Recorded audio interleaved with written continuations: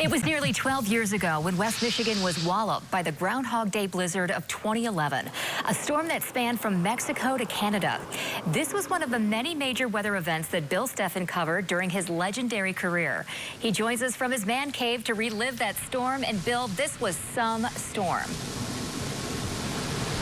It was amazing. A lot of people compare this to the 78 storm. The 78 storm gave us 19 inches of snow in Grand Rapids. We had from this storm in 2 days 17.7 inches. And some other snow totals.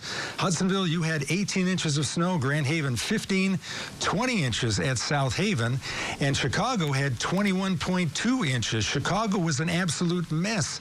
It wasn't just the snow, but the very strong winds that tore the roof off, part of the roof off of Wrigley Field, broke windows in downtown Chicago, and on Lakeshore Drive, 900 cars were stranded. Some people sat in their cars for 12 hours before they managed to get out. 12 hours is a long time.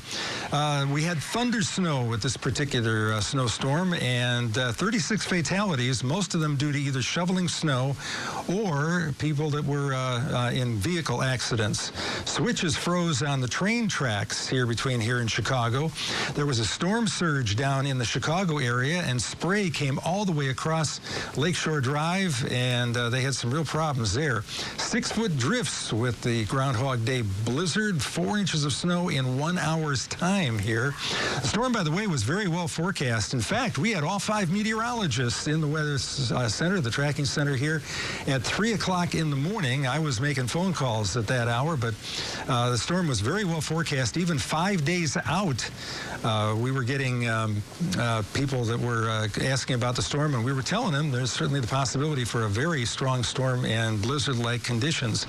The stores were absolutely packed 2 days before the storm hit. There were lines. I had somebody tell me there were 40 people in line at the checkouts over at Myers, so that was pretty amazing. This was a light, fluffy snow. The temperature wasn't higher than 24 degrees here in Grand Rapids, and that was a good thing because that kept a lot of roofs from caving in with the weight of all that snow. Wind gusts in our area here, they had a 70-mile-an-hour gust in downtown Chicago, 67 miles an hour at Benton Harbor, Elm at 55 miles an hour, the Cascade Airport area here in Grand Rapids at 49 miles an hour, and Muskegon at 45. The storm, as you said, Emily, went from Mexico to eastern Canada. There was really a lot of damage in Mexico. A lot of trees died because of the extreme cold. Temperatures were as cold as 1 below zero near Chihuahua, and 24 inches of snow fell south of El Paso, Texas. A lot of frozen pipes down there in the Monterey area as well. The snow stretched from Mexico across northern Texas, Oklahoma, all the way up toward St. Louis area, got hit pretty hard, Chicago, Grand Rapids, and then over toward the East Coast. They had a fair amount of snow in Detroit, Cleveland, New York City, New England, Boston, and eastern Canada picking up 12 to 18 inches of snow. I tell you, the groundhog stayed in that day. No groundhog prediction. We'll hold that off until March 2nd. And by the way, this year, I think that the groundhog will see a shadow. I'm good at predicting things, so let's go with that. Okay, let's go with that. And Bill, you know, this storm was just over a decade ago. You've written about it in your blog. What was it like at the tracking center during this blizzard?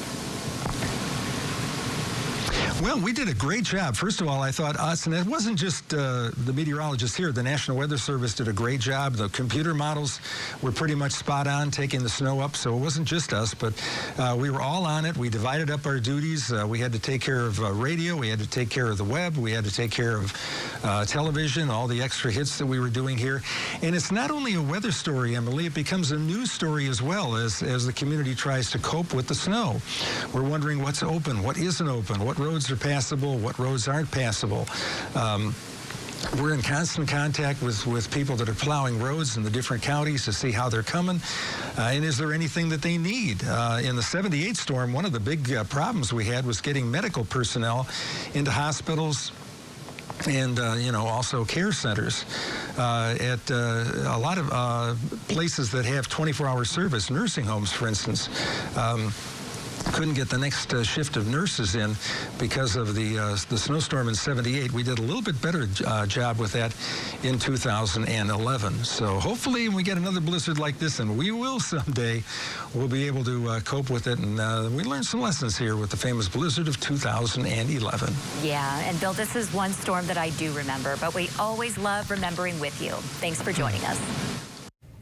You can relive West Michigan weather history right here on News 8 at 4 every Monday. You can also catch Bill's report right now on the homepage of woodtv.com.